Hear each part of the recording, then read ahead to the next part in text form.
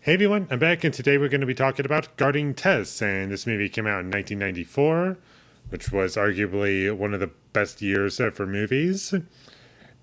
Either that or 1999. And this movie stars Nicolas Cage, and I'll say this much about it: he was my favorite part of this movie.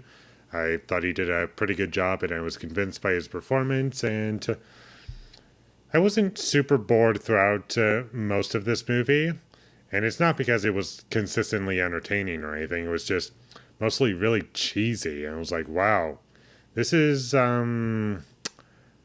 weird.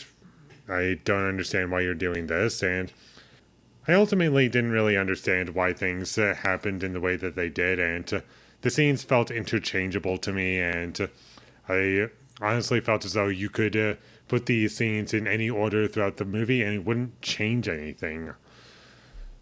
The music in this movie, it wasn't terrible on its own. I just didn't really care for how it was used in the film. I wasn't attached to any of the characters. The story was flat for me, and it didn't have anything interesting to say. I just took away nothing from this movie, and I was desperately looking for, like, just something to latch onto, something to really say about it, something to talk about it for it to mean something to me. Didn't really get that from this movie. It kind of reminded me of Driving Miss Daisy a little bit. I'm not sure which one is better or worse for me. I think I rated Driving Miss Daisy higher than this, as in what I'm going to give it shortly, but I also found that to be incredibly forgettable. Like, I shouldn't have watched it, and I think the only reason I did watch it was because it being a Best Picture winner, and that's about it, whereas this I had, like, no excuse. It was a movie that I had apparently seen before because it was kind of coming back to me, and I was like, that's weird. I kind of remember this. And I was like, oh, I've actually seen all of this. There's also subplots in this movie that don't need to be there or just straight out unresolved. The comedy in this movie didn't work for me. It always fell flat. And I think I laughed a little bit at the last line in the movie, but I think that was it. Not exactly worth it to sit through a whole 90-minute film that makes you laugh at the last, I guess, gag. But I'll say this much: at least I was able to laugh, and it brought out an emotional response out of me. I liked how there was one character in this movie that kind of reminded me of Guillermo del Toro. That was kind of funny to me. But I think I'm also just getting sick of movies that are not really about anything. They just exist as, like, I don't even know, like, entertainment, maybe?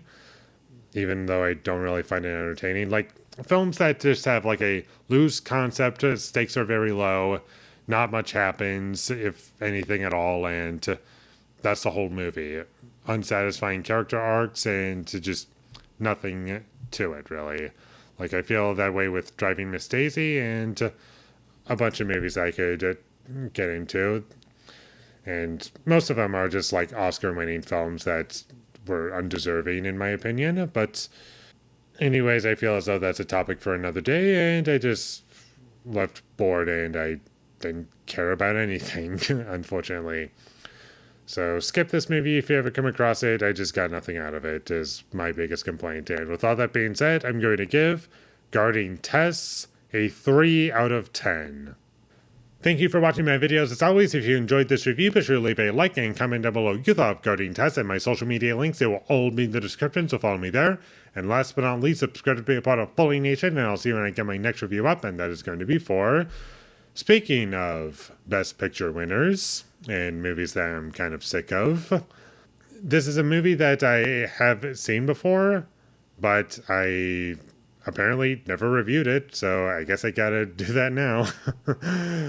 If ever there was a time to do so, now's the time. That being Green Book. So look forward to that, but until I get that up, thank you for watching and have a great day.